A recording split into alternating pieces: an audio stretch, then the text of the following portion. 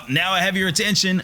Yo, fam, what's good? What's good? How's everybody? Let's go. We're here with a Warlock build, and this one is a Stasis build. Now, it's not a new build, so don't come into the chat going, oh, I've been using this one for ages. Yeah, I've been using this one for a long time as well. The reason I'm posting is that it actually had some improvements, mainly to the super, which is a 10% increase in PvE, which is super handy for taking out champions and doing some boss DPS. But the ad control on this super is probably second to none. It really, you're just able to freeze everything, get some revives, and you can sort of pop it in an emergency. I usually keep mine for an emergency for that moment. If someone dies in a GM or something like that and we need to get a res, it's super handy. But the ad control on this build is insane. The grenade regeneration is phenomenal as well. Unfortunately, there's not a lot in the artifact that'll help this out, but good news is this is a build you can use in the future. So if anything does come to the artifact in the next few seasons, it's going to just make this even better.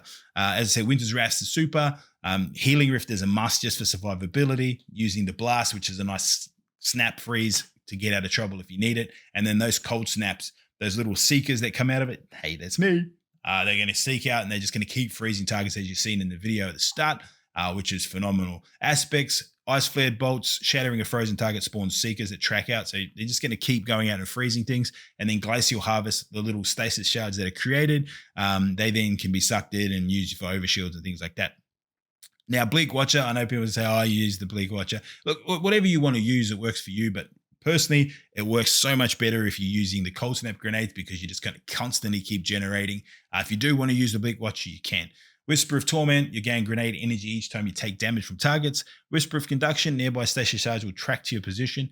So that's just going to suck those in, which give you that overshield from Whisper of Change. While you're near frozen targets, you take 40% damage reduction, which is a massive thing, anything you can get in a reduction. And then the Whisper of Rhyme, which I'm saying those shards will come in and they'll give you an overshield. But what it doesn't tell you here is it actually is a 12 HP equivalent overshield, and it actually will heal you if you're weak as well. So those little shards will come in and it'll give you a little boost to your health if needed. I have a Solar Siphon on for some reason. I change it to, obviously you want to be running a Stasis Siphon if you're using Stasis Weapon, but change it to whatever you're using. Dynamo, I'm going to be using the Rift a hell of a lot, so you're going to generate super more often with Dynamo.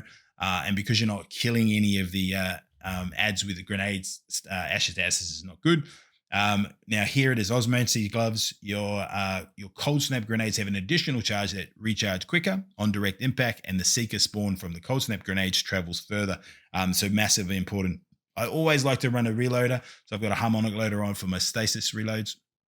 Grenade kickstart, I usually run on a build, but you don't need it on this particular build. Bolster Detonation grants class ability every time you get a damage with a grenade, and then impact induction causing damage with a melee gives you your grenade coolback down a bit quicker. So just something to use there just to give those two things a bit of a buff.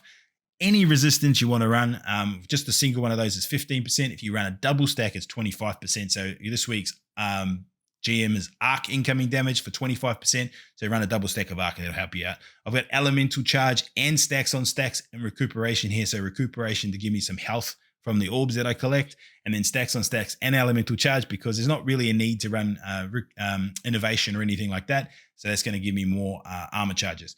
Powerful attraction, obviously don't need to explain what that does. It sucks in the orbs. And then utility kickstart because I want my Rift back as much as possible. Reaper because I'm going to be using my Rift to help me generate as many orbs as possible. So basically you want orbs to get health and to give you armor charge, which is then going to give you more Rifts, which is a way that you're going to be able to constantly be able to heal yourself if you need to be. Freezing everything with the gloves because of the cold snaps. Here's a few weapon suggestions. As I said, any stasis weapon is going to be good here, whatever you prefer to use. Aegis Scepter is really cool this season because it's overload as well. If you've got that selected in your artifact, Riptide or anything with Chill Clip, you have the ability to stun 2 sets of champions. So you got Unstop, you can do that with the Shatter effect, and then with the Overload, you've got the Slow effect. So when they're slowed, they actually stun as well, which I have a clip showing you in a second how you can stun overloads with the Slow effect as well. And then, as I said, whatever weapons you really like to run stasis-wise, I give you a few options here. Syncopation is a really cool pulse. It's one of my go-tos for GMs. Forensic Nightmare is a great SMG as well. A Crate is the auto rifle that I think what I would use, but Firefright with my Osmosis is another great addition as well. Really, really good auto rifle there. I am running the Winter's Bite for this one, which is the heavy glaive stasis. Really, really good damage, and you're able to just smack some frozen stuff and it just all destroys everything in around it. Quillem's Thermos is a good LMG to use as well, which you get from Kingsfall. And then the Cold Comfort is the Stasis one from the current dungeon as well. But this thing here is a little clip I wanted to show just in relation to how you can stun champions with Stasis. You can see here I am using an auto rifle. I throw my Stasis grenade, I step in and I shoot, and what happens is it causes the champions to be stunned because Mario actually stuns a champion, which causes the shatter, which then slows the overload, which causes them to stun. So it's a free way we can stun as well with Stasis. And Stasis actually doesn't have the same previous seasons. Stasis was really horrible with overloads, but it doesn't have the same problems that it used to. So hope you enjoyed the build. If you do, smash a like and follow, and I will see you guys soon. Appreciate you. Stay groovy, stay safe as always. Deuces. GG's, GG.